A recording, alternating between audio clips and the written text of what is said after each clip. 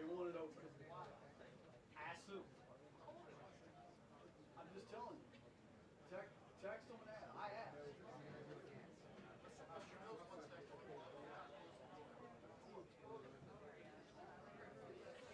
Just give him some hand warmers.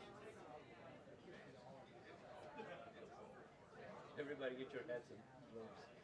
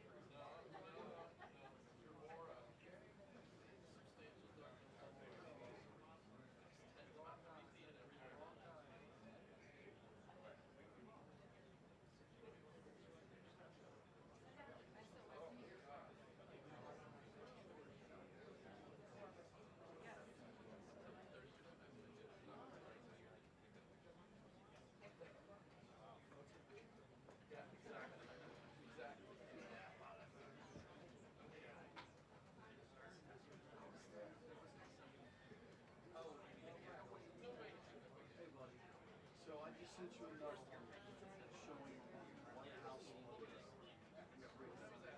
double check. My camera says that's Karoline. The caption that I have. Double check. See all this footage of them at the window. Take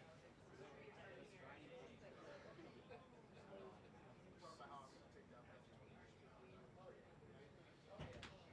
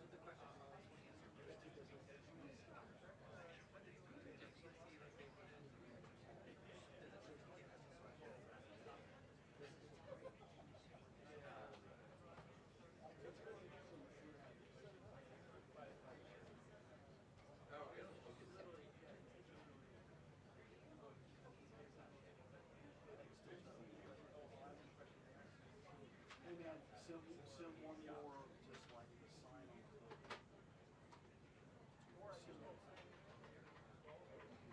Sim.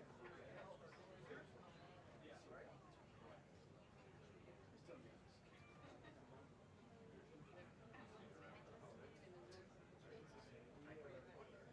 Just tell me this. It's the same caption. Doesn't make any sense. Well, obviously we're not news. I'm so sorry. I don't know what.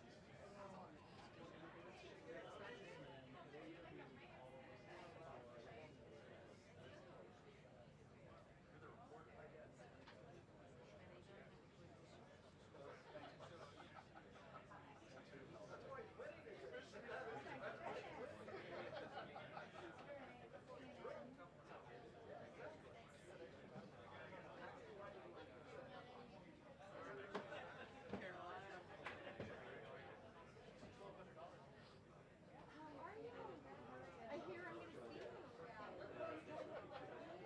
I'm in the middle section. What are you doing? When are you leaving?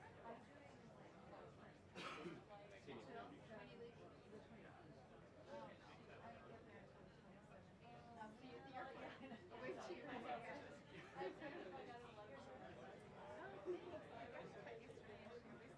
My hairdresser is amazing. Yeah, it doesn't really look like I gotta have all my friends. Just come right.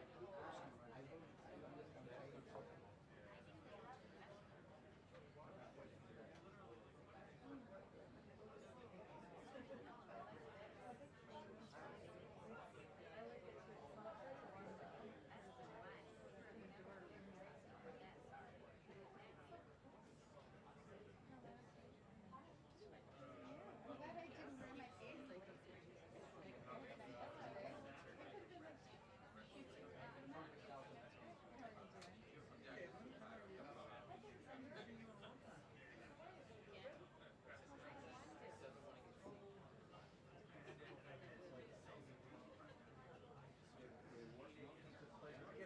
I get it about twice a year. Twice a year. So I gotta get there.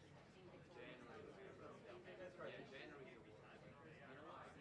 Anchor is like my most that's interesting when shooting boats with no acceleration. With anchor you can at least put together. Yeah, I mean part of those two for the national security strategy week and we only had 4 stories only the airside. I took CNN. I did something on Jake's show on Friday afternoon, and then that was like the last I heard from them. I don't blame them.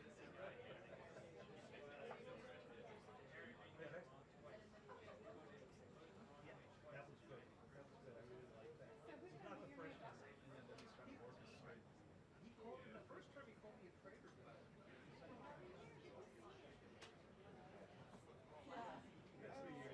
So Amy's doing the first round? Oh, the second. You're doing the first round. U.S. operation to totally inside their Russian electric. And apparently they hadn't told him about it, so he read about it first.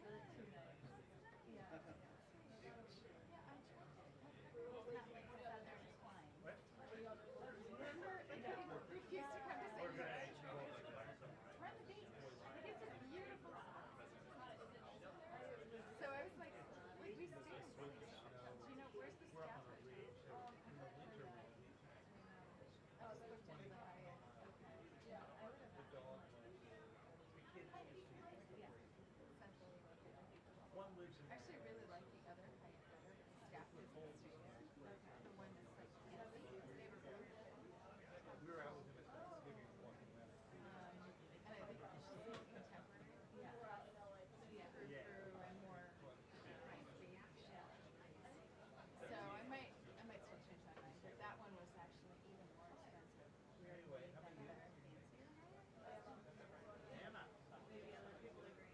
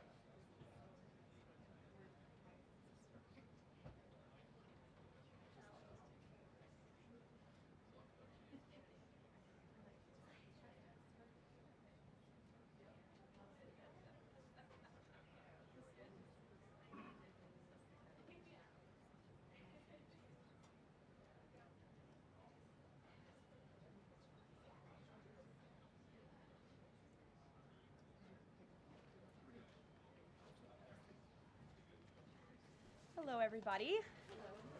Good afternoon. Hello. Some new faces in here today. As we approach the end of the year, it is a great time to reflect on how much progress our country has made under President Trump's bold leadership. Given the complete mess that President Trump inherited from Joe Biden and radical left Democrats in Congress, what this administration has accomplished since January 20th has been nothing short of remarkable. While most politicians promise big on the campaign trail and break those promises once they get into office, President Trump promised big and has delivered even bigger. On the economic front, after inheriting the worst inflation crisis in over 4 decades, President Trump's pro-growth policies are making tremendous progress to make America affordable again. Under the painful Biden years, inflation reached a record high 9% and devoured Americans' purchasing power. In President Trump's term thus far, inflation has dropped to an average of just 2.7%, marking critical progress. The Trump administration is working hard every single day to bring down the cost of living through bigger paychecks and lower prices. Real wages are finally on the rise again and on pace to increase to roughly $1,200 for the average American worker this year. To put that into perspective, real wages declined by almost $3,000 under the Biden administration. That means Americans right now are on track already to make up 1/3 of the $3,000 in lost wages under Joe Biden. There's much work to do, but this has already been significant progress. President Trump has also delivered resoundingly on his promise to end Joe Biden's insane war on American energy and make sure our country has reliable and affordable energy produced right here at home. As a result, the nationwide average for regular gas just fell to its lowest level in nearly 5 years. According to data from Gas Buddy released on Monday, average gas prices have now dipped below $3 per gallon in 37 states, below $2.75 per gallon in 22 states, and below $2.50 per gallon in 5 states. Just a few years ago, we saw record high price gas of nearly $5 per gallon. American families faced constant pain at the pump, and those costs caused the price of everything else to go up as well. In fact, the average cost for a gallon of regular gas in the country was the most expensive price during a presidential term in U.S. history under Biden's disastrous leadership, even with them recklessly draining our strategic reserves to try and artificially decrease prices. But thanks to President Trump, those days are long behind us. In the months ahead, Americans can expect prices to fall even further. We know that when gas gets cheaper, everything else gets cheaper too, and that's what this president is focusing on. Americans can also expect another boost to their bank accounts in the months ahead, as 2026 tax refund season is upon us after the holidays, and it's projected to be the largest ever thanks to President Trump's passage of the One Big Beautiful Bill. According to recent analysis from Piper Sandler, when Americans file their taxes early next year, their refunds could be about 1/3 larger than usual, or roughly an extra $1,000 per filer. That is money straight into the pockets of the American people. It's only because of President Trump and Republicans' leadership that Americans will now pay no tax on tips, overtime, and Social Security. President Trump and Republicans believe hardworking Americans deserve to keep more of their hard-earned money, but Democrats, on the other hand, every single one of them, voted against these massive tax cuts. So remember that the next time Democrats try to talk about affordability. Democrats don't have a single clue about how to make America more affordable. They just spent the last 4 years creating the very affordability crisis that President Trump is fixing right now. And if given the chance of power ever again, the Democrats will implement those same policies and jack inflation right back up to where it was. Finally, at the border, President Trump has restored America's sovereignty and made our country safe again. This is the single greatest and fastest national security victory in modern American history, and it's not even close. The latest preliminary numbers released from the month of November show we have the most secure border in our nation's history. This is a remarkable achievement. November encounters came in even lower than the previous historic low in October, if you can believe it. There were only 30,367 total encounters nationwide. That's lower than the previous record set in October. And for the 7th consecutive month, U.S. Border Patrol released 0 illegal aliens into the United States. Let me repeat, 7 months of 0 illegal aliens being released into our country. This is a historic achievement, and it's one that every law-abiding American citizen should be grateful for. At this point, in 10 months under President Trump's unmatched leadership, we've seen less apprehensions overall than we saw in just 1 month under Joe Biden. Again, let me repeat, in 10 months under President Trump, we've seen less apprehensions at the southern border than we saw in 1 month under the previous president. Again, remarkable results. All in all, the economy is back on track and ready to boom over the next 3 years. Biden's inflation crisis is over, prices are coming down, wages are rising, the border is fully secure, and America's best days are to come. President Trump has kept his word and delivered for the American people over the past year, and he will not stop fighting, as you heard from him directly this week, until our country and every state in this country is better than ever before. So with that, I will take your questions today. I know there's a lot of news. We'll start with our new media seat. Mr. Bowling, it's great to see you here. He's of Real America's Voice. He's also the host of Edge, his interview and commentary podcast. Please, Eric, why don't you kick us off? Karoline, thank you very much for this and inviting me to the new media seat. As you point out, affordability crisis, it strikes me energy prices have been coming down aggressively since President Trump's second term, approaching $55 a barrel for oil, gasoline, as you point out, under $3 a barrel nationally, first time in 5 years. By the way, that $55 barrel oil is about half of the peak under the last 4 years of the last administration, half the price. Wholesale prices come down, yet affordability crisis, a lot of the folks in this room, a lot of legacy media, some of the people in the front row, seem to want to call this an affordability crisis right now, forgetting the fact that over the last 4 years prior, we hit 9% inflation, wages, as you point out, were stagnant at best, sometimes had dipped. That's a real affordability crisis there, but they weren't really calling it that then. You point out how President Trump is changing the affordability in America, but how will he ensure that the legacy media doesn't flip the script and change it so that they're using affordability as their word, their idea, versus what the American people who know much better? Yeah, well, it's a great question, Eric, and it's a point of frustration for the president and for myself. I will say that's part of the reason I just kicked off this briefing today, setting the record straight with facts about the economic mess that the president inherited from his predecessor, Joe Biden. And he's focused on digging our country and our economy out of that hole every day. Things are getting better, and they will continue to.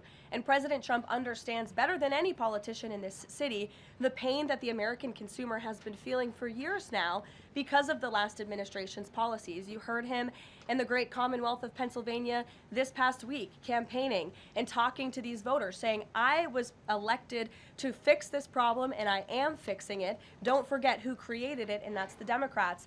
And I think when you hear the president talk about affordability, he's saying the Democrats are the greatest con artists in history because they are now trying to claim ownership of an issue that they created. And every data point and every economic metric does in fact show that the economy is improving. And so I do wish more people would report on those facts. I do wish that more people would remind the American public how we got here and why. It does not mean this president is discarding the feelings of the American people. He gets it better than anyone, which is why his entire administration has been focused on the issue of the economy and energy prices since day one. If I may Sure. follow up, it's reported that around 10,000 commercial driver's license operators have been pulled by your transportation secretary department.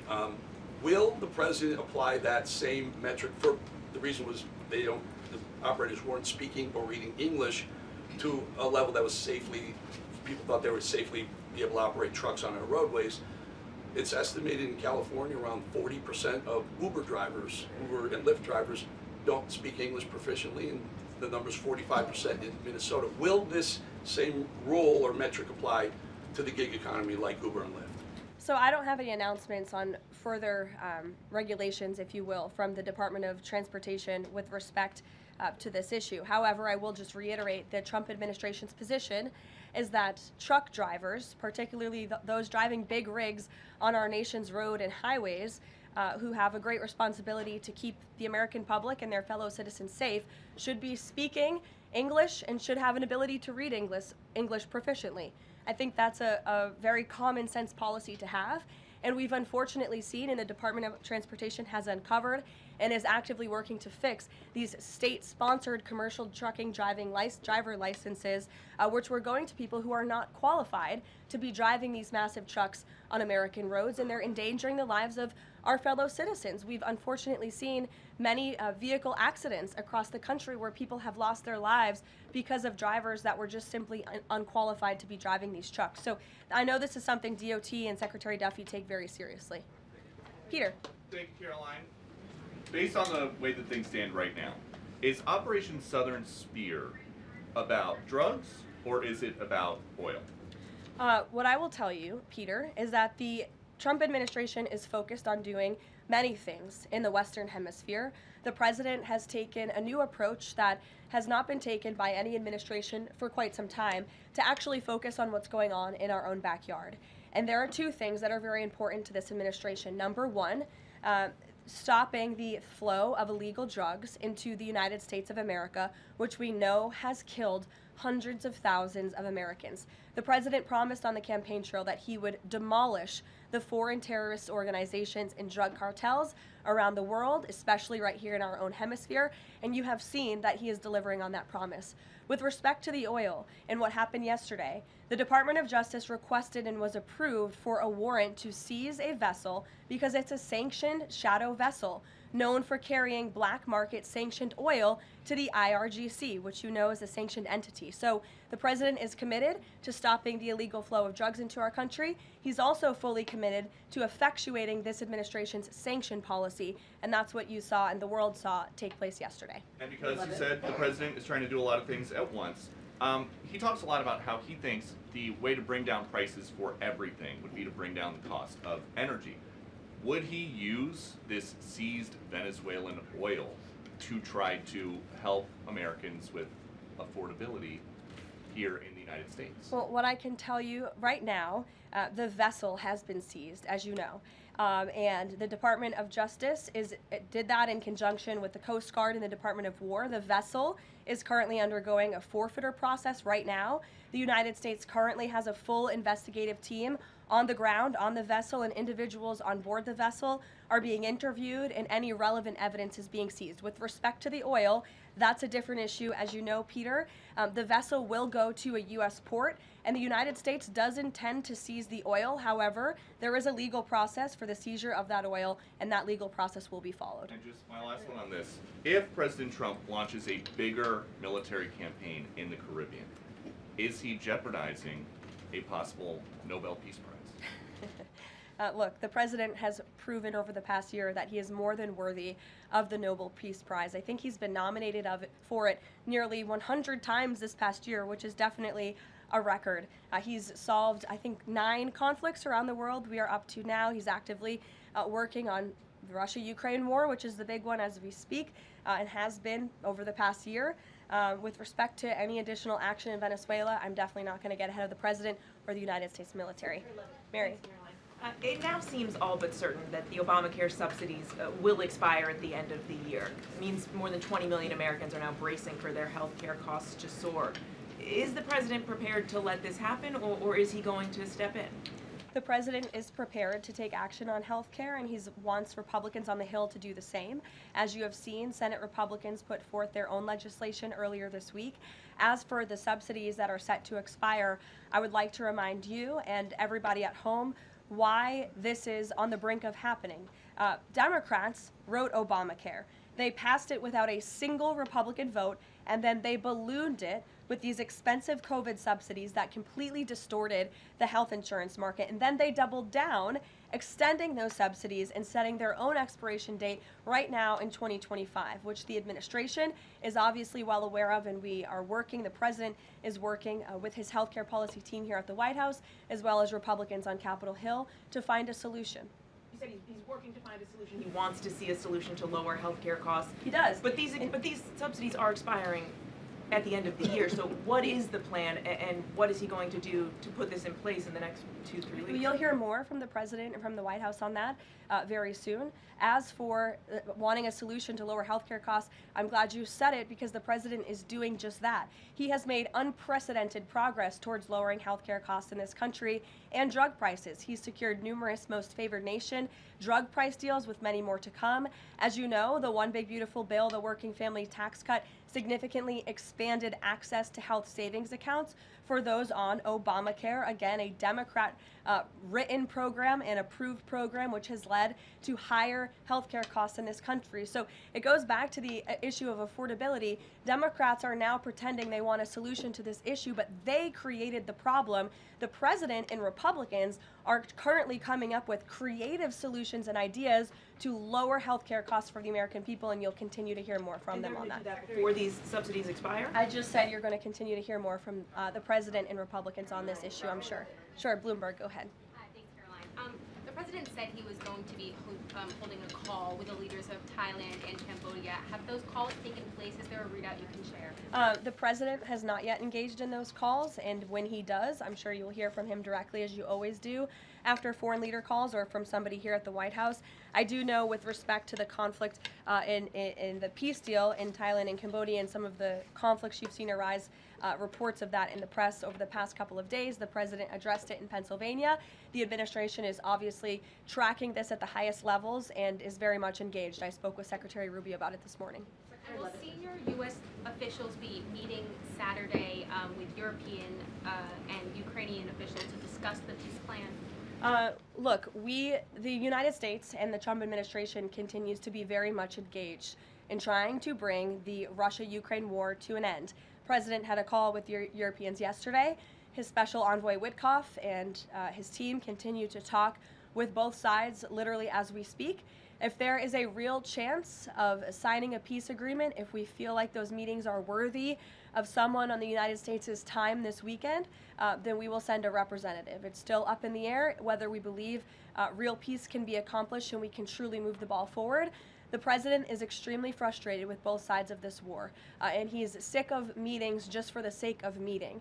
He doesn't want any more talk. He wants action. He wants this war to come to an end. And the administration has spent more than 30 hours, just in the past couple of weeks, meeting with the Russians and the Ukrainians and the Europeans and speaking with them as well. So we'll see about the meetings this weekend, and stay tuned. President read President Zelensky's latest proposal that was sent over yesterday. He's aware of it, yes. Ed. Thanks, Caroline. So the Fed chairman, the president says that he's interviewing candidates. So I just want to be clear. So the pick has not been locked in, and could we get an announcement before Christmas? I know every business outlet in the world is just chomping at the bit for a scoop or something on this Fed chair announcement. I'm not going to get ahead of the president. I know there's been a lot of reports about potential meetings this week with potential candidates. Look, as always, this is a decision the president himself is going to make. And I know there's a lot of reporting out there from anonymous sources who claim to know something. I would wait and see what the president himself does and announces, and I certainly won't be the one to get ahead of him on that. On the economy, can I ask you about it? Michael, go ahead. On the next Fed chair, does the president have an expectation that his pick will lower interest rates next year to his liking? I think the president has been quite clear about what he believes the Fed should be doing, which is lowering interest rates. I know there was a quarter-point reduction this past week, and the president was pleased to see that, but he thinks more should be done. Philip. Thank you, Caroline. On these advanced NVIDIA H200 chips, why is the president willing to allow China to have access to one of America's chief technological advantages? Look, I will tell you just a couple of things. The president put out his own statement on this, which I do think highlights his exact thinking. What you see from the president on Truth Social is most of the time what you hear from the president behind closed doors privately. He told President Xi that NVIDIA will only be shipping H200 products to approved customers in China under conditions that will allow for continued strong national security. The administration continues to maintain a strict export control regime, and we are ensuring that the Blackwell chip and other advanced technologies stay right here in America, and these H200 chips will only be sent to China after undergoing a security inspection here in the United States. Elizabeth. Thank you, Caroline. Your City Mayor-elect Zohran Mamdani put out a video recently telling immigrants in New York City they have the right to stand up to ICE. Are you concerned this will inspire New York City residents to resist ICE operations, and what will the Trump administration do if this happens? The Trump administration is definitely concerned about the rise in violence, in attacks, and physical threats that we have seen against our brave men and women who wear the ICE uniform. Again, these are agents who are just simply doing their jobs. They are enforcing our nation's immigration laws, and we've seen more than a 1,000% increase in violent attacks on them and their families. They've been doxxed, they've been harassed, many of them have been physically assaulted and attacked. So we condemn that wholeheartedly. I know the administration has done a lot to protect our ICE agents, and the president stands firmly behind them in conducting these enforcement operations. And there's a lot of talk from Democrat politicians in New York, but the Trump administration will continue to do our jobs in every state, and that's to remove illegal aliens and public safety threats from American communities. Sure. Thank you. I'll go to the gentleman who's very eager, and then to you. Awesome. Thank you so much. Obviously, Jasmine Crockett, who the president has openly criticized, just entered Texas' Senate race. I asked Mike Johnson, who said that Texas largely supports the president. Crockett, on the other hand, says that Trump is an example of extremism. She says that her support is a referendum on Trump. I'm curious to get your thoughts on this. And has Trump made any statements since she's announced her candidacy? Not to my knowledge, as you know, from the White House podium. As a government employee, I'm not privy to comment on future elections, but I do think the president has made his thoughts on Ms. Crockett quite clear, and I do believe he thinks she is wholly unqualified for the office that she is seeking.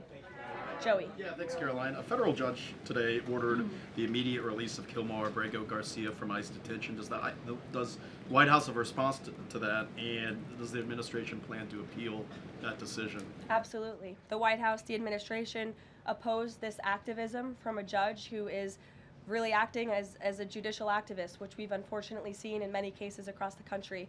Abrego Garcia is present in our country illegally. He is a proven human trafficker. He is a proven gang member. The administration has evidence of that.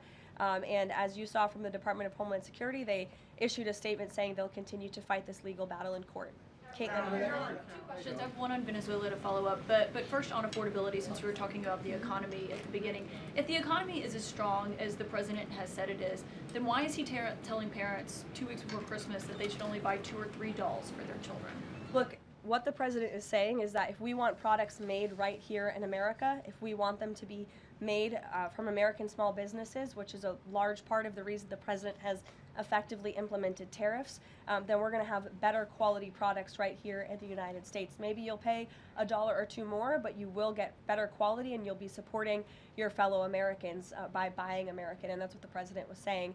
Again, with respect to affordability, every economic metric, Caitlin, and I wish you would report more on it, does in fact show that the economy is getting better and brighter than where it was under the previous administration. I will repeat, inflation as measured by the overall CPI has slowed to an average 2.5% pace. Real wages are increasing, roughly $1,200 for the average worker. Gas prices are down in almost every single state across the country. Again, in 22 states, it's below $275. You look at the tax cuts, those are going to go into effect next year. So the best is yet to come. The president is digging our country out of the economic hole that the previous administration put us in, and that's what he's talking about. It was a year ago, as you know, and grocery prices have been up. So we've covered the economy, but there's mixed signals in terms of what that looks like. But on inflation is down from where it was. As measured by the overall CPI, it has slowed to an average 2.5% pace. This is down from what the president inherited. The president inherited 2.9% in January. Today it's at about 2.5%. So we're trending in the right direction with more to come. And I would remind you, when President Trump left office in his first term, inflation was 1.7%. And the previous administration jacked it up to a record high 9%. So again, in 10 months, the president has clawed us out of this hole. He's kept it low at 2.5%, and we believe that number is going to continue to decline, especially as energy and oil prices continue to decline as well. It wasn't high under Biden. They're just saying it's not. Well, nobody reported on it being high under Biden. My predecessor was standing at this podium, but now you want to ask me a lot of questions about it, which I'm happy to answer. But I will just add, there's a lot more scrutiny on this issue from this press corps than there was. Well, in the previous administration said that too. My predecessor stood up at this podium and she said inflation doesn't exist. She said the border was secure, and people like you just took her at her word, and those were two utter lies. Everything I'm telling you is the truth, backed by real factual data, and you just don't want to report on it because you want to push untrue narratives about the president. Go ahead. I'm not going to take your follow-up. Go ahead. Is the White House optimistic about the upcoming redistricting vote in Indiana and what happens if it fails? We'll see how the vote plays out. That's a political matter and, frankly, a legal one, and I won't comment on it here. Brian. Thank you, Caroline. I'm going to go back to the Fed. I have two topics I just want to address with you. The first one on the Fed. The president did say yesterday that he was meeting with Kevin Warsh. This is your favorite story in the world, Brian. It is our favorite story. The president said yesterday he was meeting with Kevin Warsh to talk about the Fed chair, interview for a Fed chair role. Can you just say how that interview went with him? I won't comment on private meetings without the president's approval to do so. Okay. And the second thing is on the Netflix Warner Brothers deal. The president did address this also yesterday. He said that he believes that the sale of CNN should be attached to that deal with Netflix or with Paramount, if anything happens down the road with them. Can you just explain what the president's planning to do going forward to continue to make that case similar to what he made yesterday? Well, I think the president's comments yesterday about the sale of CNN and new leadership is evidenced by my exchange with the CNN reporter in this room. Their viewership has gone down, their ratings has declined, and I think the president rightfully believes that network would benefit from new ownership. With respect to this deal, he has great respect for both companies who are bidding against one another, and I won't weigh in any further than that. In the back, go ahead. I wasn't calling on either of you, but I'll take both your questions and then to you. Go ahead. I have two questions. One is South Korea, one on the Japan. First question, the recent U.S.-South Korea trade fact sheet made no mention of agricultural product. Does the United States want to completely open its rice and beef market to South Korea? And second question on Japan. China is using its military power to surround Okinawa, Japan. Is the United States concerned about the military conflict between China and Japan? And what action will the United States take? Okay. To your first question on South Korean beef export to South Korea, I will check with our trade team and we will get you an answer on that. To your second question with respect to Japan and China, the president has a phenomenal relationship with the new Prime Minister of Japan, as you know. He was pleased to meet her when we went to Asia a couple of months ago, and they have spoken a few times since. They continue to be engaged with one another, and Japan is a great ally of the United States, as evidenced by their personal relationship and our continued trade relations with Japan. With respect to China, the president also has a good working relationship with President Xi, which he believes is a good thing for our country, and he believes that the United States should be in a position to have a good working relationship with China while maintaining our very strong alliance with Japan. Go ahead. Yesterday, President Trump was speaking about drug production in Colombia. He said that the president of Colombia better wise up or he's gonna be next. What was he meaning exactly? And the other thing is that President Gustavo Petro of Colombia responded to that statement by issuing a formal invitation to President Trump to go to Colombia and to see firsthand how the authorities in Colombia are fighting against drugs. Do you think that President Trump would consider that? Well, that's very interesting. I hadn't heard the news about that invitation. I will let the president speak directly to it on whether or not that's something he would entertain. But as for his comments yesterday towards President Petro, he has been saying some very alarming and frankly insulting things towards the United States of America, and the president doesn't like it. Yes, in the blue. Caroline? Yes, go ahead. Thank you. The president's been spotted out and about a number of times with bandages on his hands. Could you please explain what that is about? Secondly, he noted on True Social the other day that he had aced 3 cognitive tests. Could you please clarify when those tests took place? I can do that at a later date. I obviously don't have that in front of me. The president has spoken about that quite extensively throughout the years. As for the bandages on the hand, we've also given you an explanation for that in the past. The president is literally constantly shaking hands. The Oval Office is like Grand Central Terminal. He is meeting with more people than any of you even know about on a daily basis. He's also on a daily aspirin regimen, which is something his physical examinations has said in the past as well, which can contribute to that bruising that you see. Sure. Thank you, Caroline. Back to that oil tanker, just want to know, was this a one-off, or is it safe to say the administration is taking a more active look at the oil industry in Venezuela, whether targeting other oil ships or perhaps Venezuelan oil production facilities in Venezuela? Well, I won't broadcast any future actions from the administration, but I will just reiterate that the Trump administration is executing on the president's sanction policies and the sanction policies of the United States. And we're not going to stand by and watch sanctioned vessels sail the seas with black market oil, the proceeds of which will fuel narco-terrorism of rogue and illegitimate regimes around the world. Andrew? Thank you, Caroline. Two for you. First, when the president announced the farm relief program the other day, Secretary Rollins afterwards, right out there, told us that the program would be paid for by the Commodity Credit Corporation, an existing program. The president keeps saying that it's being paid for by tariff revenue. Why does he keep saying that if the secretary who's running the program says that's not the case? And also about his doll comments from the other night. The president's a billionaire. He's probably the wealthiest person to ever serve as president.